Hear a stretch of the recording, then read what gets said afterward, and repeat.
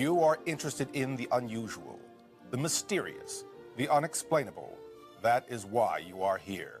And you believe that this is some kind of mental disorder, mental distortion that she's going through? I feel that she has body dysmorphia. I feel that she thinks that she is a white person. Mm-hmm. With her being black. This will serve as another example of Dr. Phil's hypocrisy. He's done it before, he's doing it again, and he'll likely keep doing it.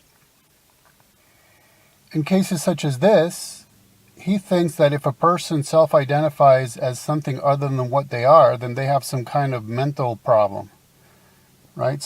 Because the person is obviously what they are, and that's how they should identify themselves, self-identify as what they are, because that's actual reality.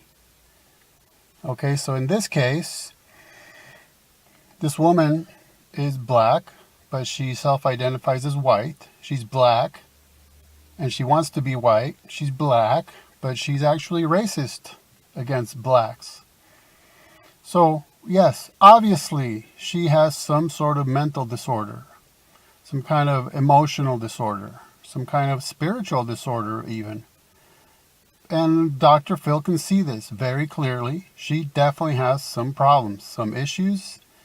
He's going to tell her she's wrong and that he can help. But now, whenever he gets himself a guest who's a non-gender specific trans personage, all of a sudden it's the 100% opposite story with Dr. Phil. Now, when that person self-identifies as something that they are not, all of a sudden it's perfectly natural, it's perfectly healthy, it's just so wonderful that everyone should accept it and celebrate it. And so why this utter disconnect? Well, this is where worldview comes in.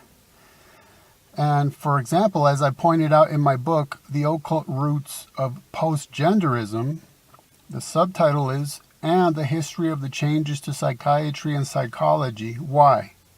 Because psychiatry and psychology have been changed, and it is not due to science. It is due to socio-political activism. And this isn't me just saying that. As I prove in the book, this is the people who research this stuff saying it. These are the very psychological and psychiatric organizations admitting it, admitting that they're changing due to socio-political activism. So in this case, if Dr. Phil was a consistent thinker, he would look at both issues the same way. A black person identifying as white is wrong because of reality. Therefore, a person who's a male identifying as a female is wrong due to reality, and a female who identifies as a male is wrong due to reality. But he applies it in one case and not the other, and so his hypocrisy continues. She has full belief that she has a Caucasian father. Right. And so she associates that with a certain lifestyle and home and family. She loses him, and through financial necessities, you have to make changes as a single mother. Right. And you wind up in a different neighborhood, a different socioeconomic set of challenges, as many single mothers do. Yes.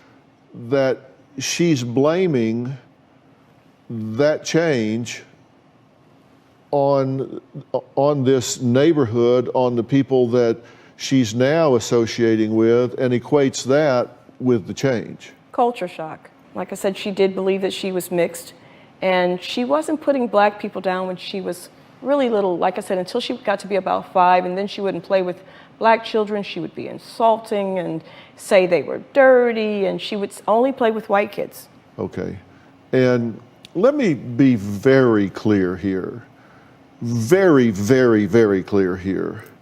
You're absolutely appalled at what she's saying and doing. Devastated. So this is something, you're not here to defend her, you're not here to justify her, you're here to get her some help and try to get some clarity about this. Oh yes.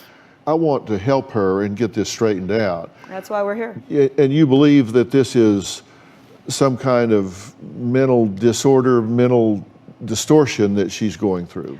I feel that she has body dysmorphia. I feel that she thinks that she is a white person.